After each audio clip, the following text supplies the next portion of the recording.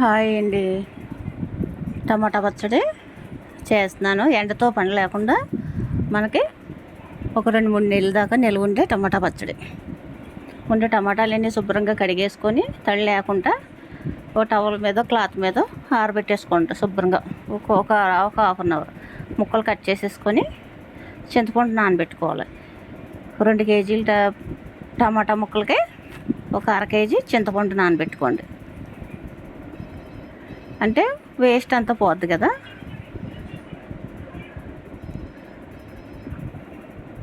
ముక్కలు కట్ చేసేసుకొని నూనెలో బాగా మగ్గనిచ్చేయాలన్నమాట. టమాటాలన్నీ బాగా తడి లేకుండా ఆరబెట్టేసుకొని చక్కగా మనకి ఆయిల్ వేసుకొని శుభ్రంగా మగ్గబెట్టేసుకోవాలి. వాటర్ ఇంకిపోయే వరకు బాగా నూనెలోని మగ్గిపోవాలన్నమాట. బాగా మగ్గిపోయాక చింతపండు కూడా వేసేయాలి. అందులోనే చింతపండు వేడి నీళ్ళలో నానబెట్టుకోండి. మనకి 2-3 నెలల వరకు ఇంచక్క 2-3 నెలలు అయితే ఫ్రిడ్జ్లో పెట్టుకుంటే ఒక 5 నెలల వరకు కూడా మనకి చక్కగా టమాటా పచ్చడి ఎండతో అవసరం లేకుండా నిల్వ ఉంటుంది అనమాట.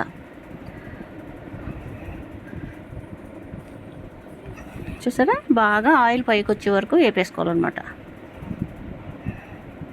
ఇప్పుడు ఇవి కూడా టమాటా ముక్కలు మగ్గిపోయాక చింతపండు నానబెట్టిన చింతపండు ఉంటుంది కదా, ఉట్లు పిక్కలు ఏమైనా ఉంటే అంతా వేస్ట్ తీసేసుకొని గుజ్జులాడదంతా మొత్తం వేసేసుకోవాలి. ఇది కూడా బాగా మగ్గిపోయాక టమాటా ముక్కలు చింతపండు బాగా మగ్గిపోయాక స్టవ్ ఆఫ్ చేసేసుకొని మిక్సీ పట్టేసుకోవాలి. లేదు కచ్చా పిచ్చా కావాలనుకుంటే ఇలా పప్పు గుత్త దేంతో చేసేసుకోవచ్చు. లేదు మెత్తగా పేస్ట్లా కావాలనుకుంటే మిక్సీ పట్టుకోండి. నేను మిక్సీ పెట్టేస్తాను.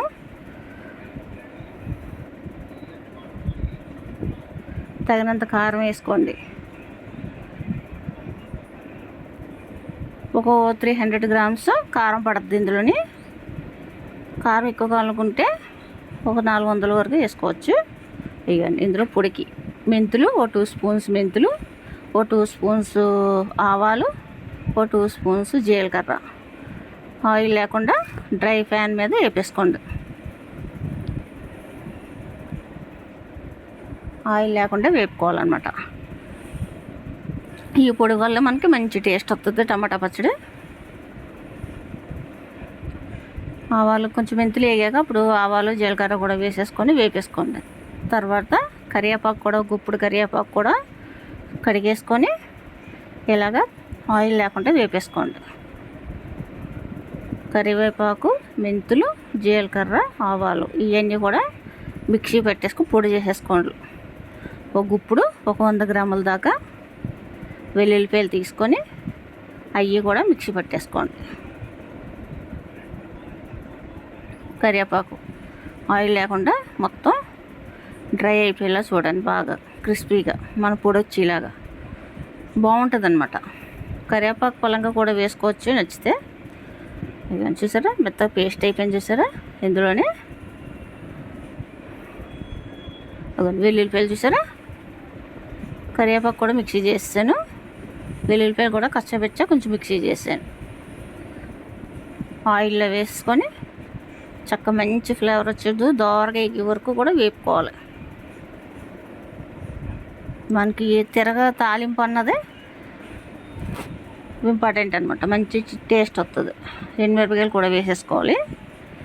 ఎండుమిరపకాయలు ఇంకా జీలకర్ర అది వెయ్యట్లేదు, వేసుకుంటే వేసుకోండి.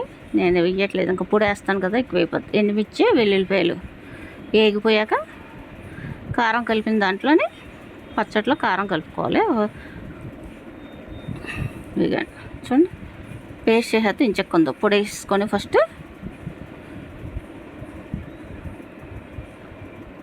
తగినంత సాల్ట్ వేసుకొని మిక్సీ పట్టేసుకోవాలి. ఉప్పు తగినంత వేసేసుకోండి సరిపోద్ది. అంటే ఒక 2 గ్లాసుల దాకా ఒక 200 గ్రామ్స్ వరకు పడుద్ది అనమాట కారం. ఒక 300 గ్రామ్స్ అనమాట. ఇది పావు కేజీకి 300 గ్రాములు కారం. ఇంకా కావాలితే వేసుకోండి, నాకు సరిపోద్ది ఇది. ఇప్పుడు ఇదంతా కలిపేసుకొని మళ్ళీ దగ్గరికి అయ్యే వరకు పొయ్యి మీద దగ్గరుండి నూనె వేసుకొని దగ్గరికి అయిపోయే వరకు పెట్టేసుకోవాలన్నమాట. మనకి కారం వేసేసరికి ఇంకా తిక్కగా అవుద్ది.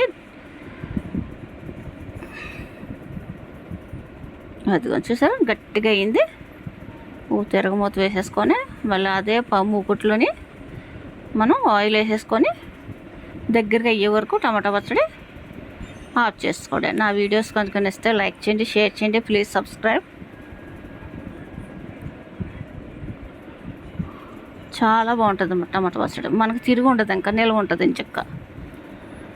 ఇలా కూడా పెట్టేసుకోవచ్చు.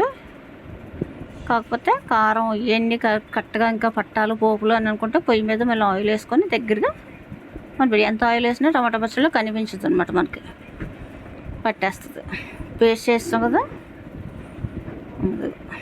కొంచెం ఆయిల్ వేసుకొని ఇందులోనే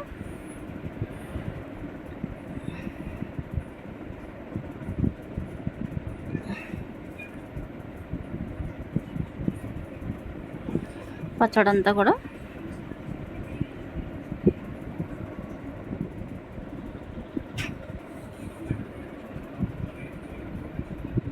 ఒక 2 నిమిషాలు, ఒక 5 మినిట్స్ అలా దగ్గరుండి కలిపేసుకోండి, సరిపోద్ది.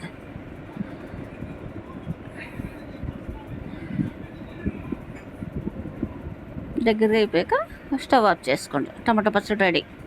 చల్లారిపోయాక సీసాల్లో పెట్టేసుకొని స్టోర్ చేసుకోండి. బయట వాడుకుంటేది బయట ఉంచుకొని నిల్వది ఫ్రిడ్జ్లో పెట్టేసుకుంటే మనకి ఒక 5-6 నెలల వరకు తిరిగి ఉండదు అన్నమాట. ఇంచక్క ఉంటుంది, చాలా బాగుంటుంది.